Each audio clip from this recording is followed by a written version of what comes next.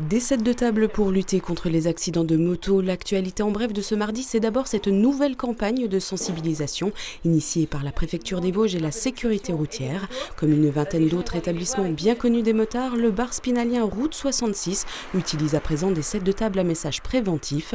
Au total, 30 000 exemplaires seront distribués dans le département.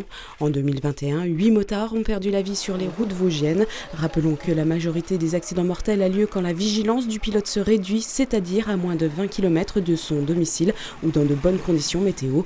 L'opération se poursuit avec notamment une journée pédagogique le 22 mai prochain à Uxenier.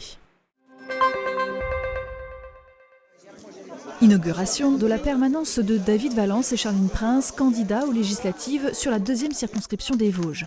Située en face de l'église Saint-Martin à Saint-Dié, elle a accueilli à son ouverture une centaine de sympathisants, dont plusieurs maires de l'agglomération, mais aussi l'ancien maire de Nancy, Laurent Hénard, et président du Parti radical, venus apporter leur soutien en ce début de campagne avec ce slogan « La force de demain ». C'est sous la bannière des radicaux et avec le soutien de la majorité présidentielle que le maire candidat affirme vouloir se mobiliser, tout particulièrement sur les enjeux de la filière bois, les transports, l'offre de services en zone rurale et le droit à mourir dans la dignité.